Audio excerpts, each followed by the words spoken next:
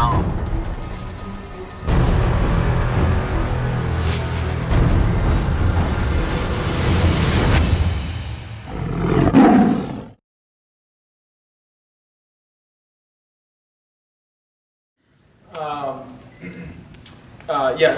Saturday's game, we I understand what it means for Tiger Nation and everything else, but I also understand that for our team, we still got a game, next Thursday after that, and then we've got 2 games after Christmas on the 28th and 30th, and then we're at Tennessee January 4th before we open up conference play. So, for us, every game, especially being in Conference USA where the league's not going to get any respect. Every game is a big game because of the simple fact that your margin of error is basically none. And with that being said, there can't be slip-ups. I mean, it's very hard to have slip-ups because, as we've seen, people make it like it's the sky's falling. So that's why literally you got to be undefeated. So every game, I've never been in a game where I didn't want to win the game and it didn't mean something to try to win the game. And that doesn't matter who we're playing, whether it's an exhibition game or a team like Louisville. Any plans for changing the lineup, or are you planning to go with the same guys? You know what? I haven't even got that far. I don't even think there's that big of a deal on the lineup stuff. I think people try to make it bigger than it is. Because with basketball, there's so many possessions in the game. So, we'll sort through that as the week continues to move. With a guy like Stan, though, what's the reason behind starting a guy if you know, and Farrakhan was the second all last year, if you know you're going to take him out 2 minutes into it? I think his last 2 games, 3 minutes and. Well, I didn't take him out first 2 or 3 minutes because I wanted to take him out. I'm a guy, Chris, that if group's playing well, I'm going to leave you in.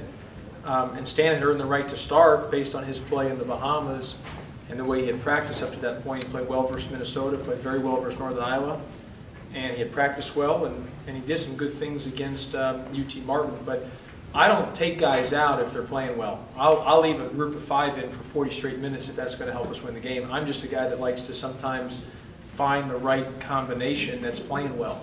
So the only reason a guy is pulled out or something is I just feel, okay, that group's not playing well, need to make a change, and or that individual's not playing well and I need to make a change, or obviously because of foul trouble or something. Is there any superstition in what you decide, or is it truly that you're looking at matchups every game? Because I remember you saying something last year when Barham started a few games in a row. That you liked the fact that you were winning. I like the fact that we were winning, meaning that I like the fact that everybody kind of knew, that okay, this was everyone kind of just fit in their roles and that was 2 years ago when Barham was starting. That everyone just fit in their roles and everyone knew, okay, I'm coming at this time. It was just simple, and so I like to try to keep it where, again, I like simplicity. That still doesn't mean I'm not going to make changes, but I just felt that sometimes when you get in a rhythm, just like last year when we had the injuries and we got down to 7 guys. I mean, everybody knew their role. I mean, you had 7 guys and you just in and out, and then you knew when you were going in, and it was pretty much simple. And I think when we got everyone back towards the end there, when Adonis got healthy and everything else, it made it a little bit more difficult because you had to try to work him in and things like that. So we're not to that point where it's just an exact, where we're in and out. But the goal is by really after Christmas, getting into conference play, you're pretty much, okay, this is your 7, 8, maybe you stretch it to 9 guys, and you're rolling with it. DJ said mentioned that he thinks this team is better communicating on the floor than maybe in previous years. Said maybe it's not a natural thing, but you guys have gotten better. How important, you said it this week, it's going to be key against Louisville? Well, communication is important. I think 2 of our big emphases in the offseason, Jason, has been rebounding and has been communicating. I mean, I probably haven't done as much during these drills in the past where mandating guys talk to each other, like even when you throw the pot, like a 3-man weave. Okay, Joe, Jaron, the next guy who's going to pass to has to communicate and talk, and if not, then you got to redo it again if they miss one verbal communication. So I think it's been a little bit more of a point of emphasis, obviously, that and the rebounding side, and we've been better in both areas, and that's been a key emphasis of ours. Why is that so key Saturday? Saturday, I think communication is the key, just because we just got to be aware. I mean, obviously, it's going to be an electrifying crowd, but the communication's important. Just the simple fact is we can't go in. I mean, neither coach is going to need to give a rah-rah speech to get the guys ready to play, because the crowd and the energy and the game itself is going to take care of that. But the communication allows you to, because I think both teams play similar in a sense. They both want to play fast, get a lot of their points through transition, but also gather them from the defensive end. And so just communicating and talking on just being alert on every play and every possession. And when you're talking, you're just that much more alert. Given what you just said, Josh, is the job before the game more to maybe throttle them back just a little bit so they're not too high?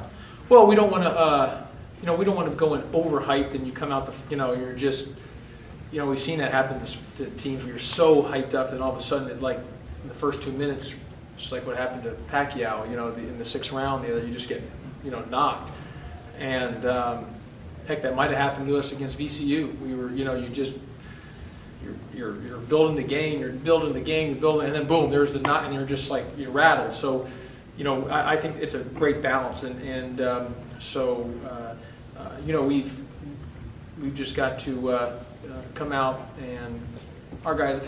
I love where we're at right now. I can't sit here and say whether what the outcome of the game is going to be, but I can tell you we're just a different team than when we were pre or post Bahamas, however you want to call it. We're just a different team than we were in the Bahamas, and I think our mentality is different, our energy is different.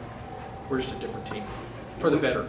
With as good as Jaron has been and the energy that he's brought you guys, with him missing the first 3 games, was it easing him in at all? Has his role changed? And do you have an idea of how much you'd like to get out of him going forward? I knew how good Jaron was, and I'm telling you this, because we saw it every day in practice. If he was allowed to play the first 2, because he struggled in the private scrimmage and he struggled in Christian Brothers. And I understood Jaron needed to gain experience. If we had the opportunity to play him versus North Florida and Samford, I think maybe the outcomes are different in the Bahamas. I'm not saying that we win those 2 games. I'm just saying it gives us a better chance because, and I think by that time he would have, because you look at it, the one game he played, Minnesota, then Northern Iowa, and then he starts taking off. So I think if he had those opportunities, who knows what had happened in the Bahamas. But he's right now, Chris, he's at a high level. He's got to continue it. The biggest thing with Jaron, he's not a selfish player. He's very unselfish, and he likes defense. And and he can score the ball, but he's not focused on offense at all. His focus is defense. Against a team like Louisville, in an ideal world, is he out there for most of the game for you? Well, can the leash get any longer, or is he 100% now? Well, no, he's 100% as it is. I mean, I think he's now understanding the importance of, as I like to say, hit singles. Because at times he could try to make a home run play, and it can cause us a turnover, whatever. So I think the more he continues to realize, let's just hit a single, where he's a high level player. Coach, who's on your all energy team if you were to have one? My all energy team, I tell you, I love that word energy. If you listen to my voicemails, I love energy. Energy, it's all about energy.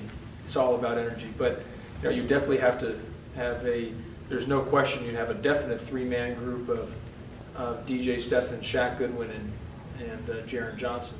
And you probably have to throw Antonio Barton in there. He's an energy guy. He can be an high energy guy. So, and at times when Joe wants to play with energy, he might be one of the best there is when he's locked in doing it. So, Farrakhan plays with energy.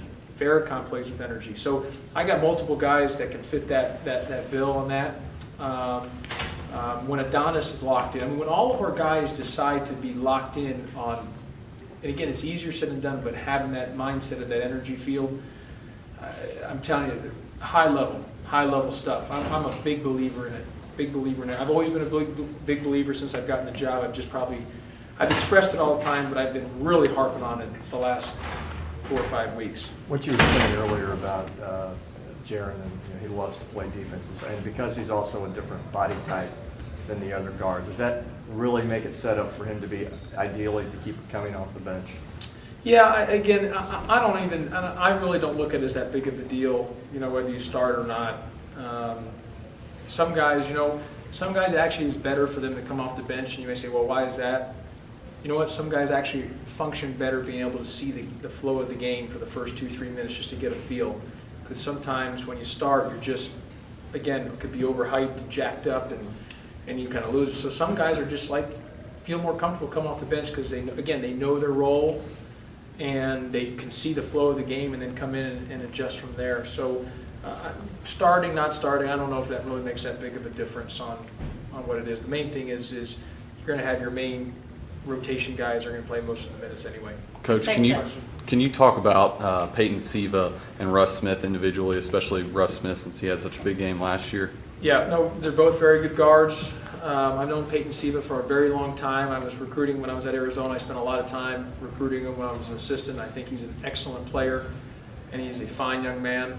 And I don't know Russ Smith individually, but he's a big-time player as well. And so, they got really, really good guards. You talk about this being just another game, but obviously it's a big opportunity for you guys, not only just to get another win, but a good quality win that could make a big difference. Well, and that way for all your newscasts, don't lead off saying, and Josh Pastner, who's 0 for 188 against top 25 teams, I can finally get the one win on that, you know what I mean? So, no, I mean, in all seriousness, I mean, it is what it is. I mean, we understand that, again, because like I've said, with Conference USA, whether anyone agrees or disagrees with me, and I'm sure a lot of you probably disagree, but I think the league is better than what people get respect for, what the league gets respect for. So with that being said, nationally it's not going to be league's not going to get the respect it deserves. So what happens, every game becomes critical.